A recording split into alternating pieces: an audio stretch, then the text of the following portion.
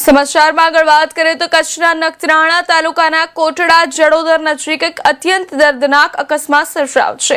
એક મિની ટેમ્પોમાં રહેલી ડીઝલની ટાંકીમાં અચાનક જોરદાર બ્લાસ્ટ થતા ગંભીર દુર્ઘટના ઘટી હતી।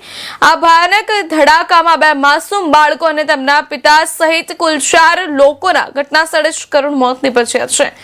એક જ પરિવારના સભ્યો હોવાની આશંકા વચ્ચે આ ઘટનાને પગલે સમગ્ર વિસ્તારમાં ભારે શોક અને અરેરાટી વ્યાપી ગઈ છે। ઘટનાની જાણ થતાં જ પોલીસ અને સ્થાનિક તંત્રની ટીમ ઘટનાસ્થળે દોડી ગઈ છે અને મૃતદેહોને પોસ્ટમોર્ટમ અર્થે ખસેડીને આ અકસ્માત અંગે વધુ તપાસ હાથ ધરી છે। પોલીસ સૂત્રોમાંથી મળતી માહિતી પ્રાપ્ત વિગતો અનુસાર મોહમ્મદ ઇલિયાસ કુંભાર અને તેનો સગો નાનો ભાઈ નૂર મોહમ્મદ ઇલિયાસ કુંભાર મિની લોડિંગ ટેમ્પોમાં ભંગારની ફેરીનો ધંધો કરતા હતા। શનિવારે 22 ઓગસ્ટના રોજ મોહમ્મદ અને તેનો ભાઈ ગામમાં ફેરી કરીને મિની ટેમ્પોમાં ભંગાર એકઠો કરીને સાંજે ઘટના સ્થળે પહોંચ્યા હતા। જ્યાં ટેમ્પોમાંથી તેઓ ભંગાર ખાલી કરી રહ્યા હતા ત્યારે અચાનક ટેમ્પોની ડીઝલની ટાંકીમાં પ્રચંડ બ્લાસ્ટ થયો હતો।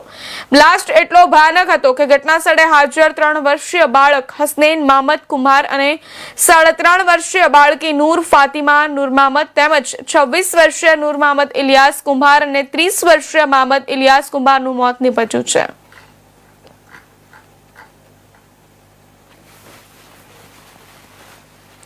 આ સમાચાર પર વધુ વિગતવાર માહિતી આપવા માટે આપણી સાથે અમદાવાદથી સંવાદદાતા જોડાઈ ચૂક્યા છે જતીન રાવલ। જી જતીનજી, ડીઝલ ટાંકીમાં બ્લાસ્ટ કયા કારણોસર થયો હોવાનું પ્રાથમિક તપાસમાં સામે આવ્યું છે, વધુ વિગતવાર જણાવજો।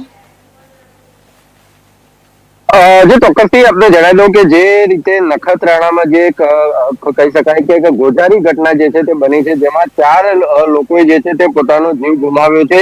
ખાસ કરીને કોટરા જડોદર નજીક જે ભાગણવાડા વિસ્તાર છે ત્યાં આ ઘટના બની છે, જેની અંદર 4 લોકો, જેમાં મોહમ્મદ ઇલિયાસ કુંભાર છે કે જેમની ઉંમર 30 વર્ષની છે, નૂર મોહમ્મદ ઇલિયાસ કુંભાર કે જેઓ 26 વર્ષના છે, હસનૈન મોહમ્મદ અને નૂર ફાતિમા નૂર મોહમ્મદ આ બંનેની ઉંમર જે છે તે 3 વર્ષની છે। આ 4 લોકોએ જે છે તે આ ઘટનાની અંદર, આ ગોઝારી ઘટનાની અંદર આ 4 લોકોએ જે છે તે પોતાનો જીવ ગુમાવ્યો છે। આ બંને જે યુવાનો જે છે તે ફેરીનું કામ કરતા હતા।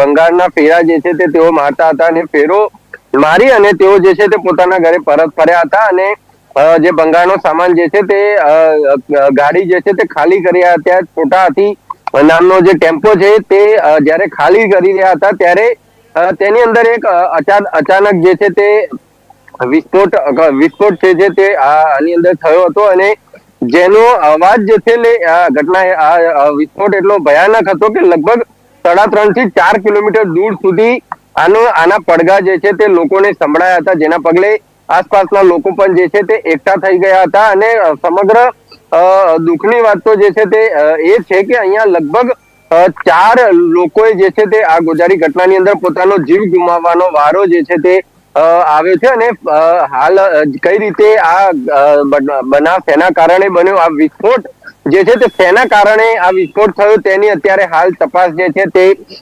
FSL ની ટીમ જે છે તે પહોંચી અને આ તપાસ કરશે। હાલ સુધી કોઈ પ્રાથમિક તારણ જે છે તે હજુ સુધી સામે આવ્યું નથી, પરંતુ ચોક્કસથી ફોરેન્સિક ની ટીમ જે છે તે ગાંધીનગરથી અહીંયા આવી અને આ સમગ્ર મામલાની તપાસ કરશે, જેથી કરીને ભવિષ્યમાં આ પ્રકારની કોઈ ઘટના જે છે તે ન બને અને બીજા કોઈ લોકોએ આ પ્રકારે પોતાનો જીવ ગુમાવવાનો વારો ન આવે। જી જતીન, પોલીસ અને FSL ની ટીમે અત્યાર સુધી શું મહત્વના પુરાવા મેળવ્યા છે ખરી?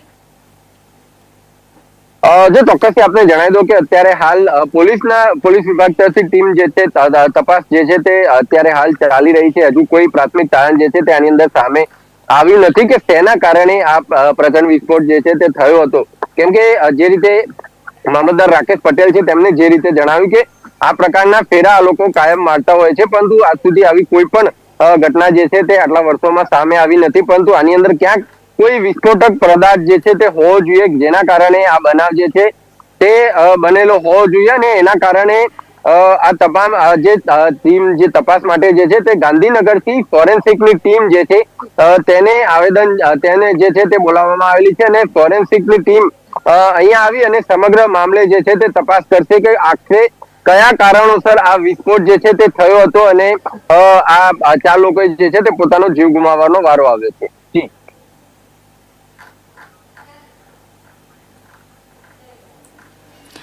જી જતીન, આ દુર્ઘટનામાં મૃત્યુ પામેલા ચારેય લોકો એક જ પરિવારના છે કે શું? જો ચોક્કસથી બંને ચારે લોકો કહી શકાય કે આમ તો ચારે લોકો એક જ પરિવારના છે, જેમાં એક બેન ને 2 યુવાન છે અને 2 બાળકો છે. જે 2 યુવાન છે એમાં એક યુવાન 30 વર્ષનો છે અને બીજો યુવાન જે છે તે 26 વર્ષનો છે અને બંને બાળકો જે છે તે 3 વર્ષના બાળકો જે છે તે બંને છે. આ ઘટના ગઈકાલે મોડી સાંજે લગભગ 4:30 વાગ્યાની આસપાસ આ ઘટના જે છે તે બની હતી અને ત્યારબાદ કહી શકાય કે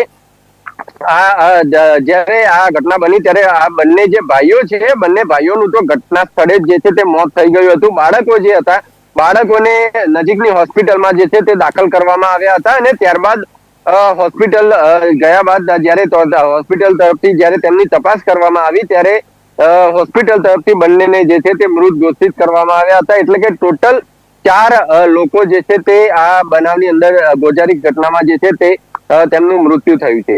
જી જી જતીન, ધન્યવાદ માહિતી બદલ.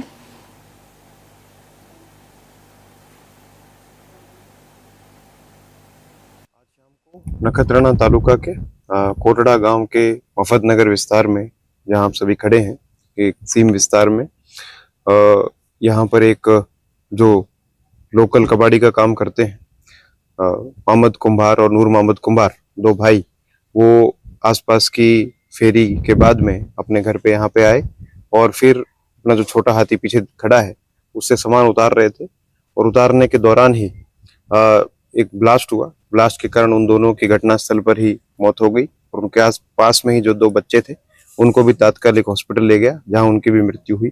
इसमें मोहम्मद कुंभार उम्र वर्ष 30, नूर मोहम्मद कुंभार उम्र वर्ष 26, दोनों के ही ये घर है. घर के प्रांगण में ये विस्फोट हुआ, इसके कारण ये दुखद घटना हुई. तात्कालिक जो है प्रशासन की टीम यहाँ पर पहुंची है. अभी फॉरेंसिक क्राइम सीन जो अधिकारी हैं उनकी स्थल की विजिट बाकी है, वो करने वाले हैं. इसके बाद एक एक्सप्लोजिव स्पेशलिस्ट की भी विजिट की जाएगी और इसको जांच का पूरा ख्याल रखा जाएगा कि विस्फोट का कारण क्या है और किस कारण से ये विस्फोट हुआ.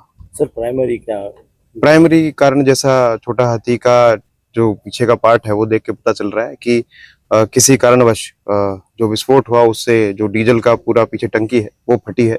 और लेकिन ये चीजें तो विशेषज्ञ जो एक्सप्लोजिव एक्सपर्ट है वो बेटर तरीके से बता पाएंगे. सर ज्यादातर ऐसा बनाव न हो, जो भंगार के व्यवसाय है उनसे क्या अपील है, क्या कहेंगे? अपील उनसे यही है कि आप सबसे पहले तो इस चीजों का प्रॉपर वेरिफिकेशन और प्रॉपर डॉक्यूमेंटेशन के बाद में जो लाइसेंस की प्रक्रिया है उसका पालन करें और कोई किसी भी तरह की जो वस्तु आपको दिखाई देती है तो उसको पहले इंश्योर करने के बाद ही उस पे आगे एकत्रित करने का काम. आज रोज साजना 4:30 आसपास कोटड़ा जड़ोदर विस्तार में मफतनगर विस्तार में 4 व्यक्तिना देहांत थवानी समाचार प्रसिद्ध थयेला. जे बाबते अमे स्थळ तपास पोलीस साथे हाजर रहीने तपास करता तो एक छोटा हाथीना एंजिन में कोई विस्फोट थवाने कारणे प्राथमिक दृष्टिए एमने अवसान थवानी ध्यानमां आवेल छे. आ बाबते पोलीस तथा एफएसएल नी कार्यवाही चालुमां छे. त्यारबाद ख्याल आवशे के कया कारणसर आ बनाव बनेल छे.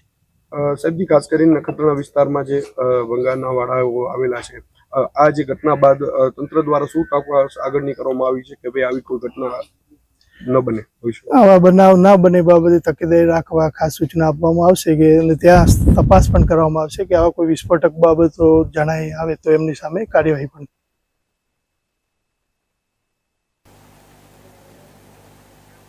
ભાવનગર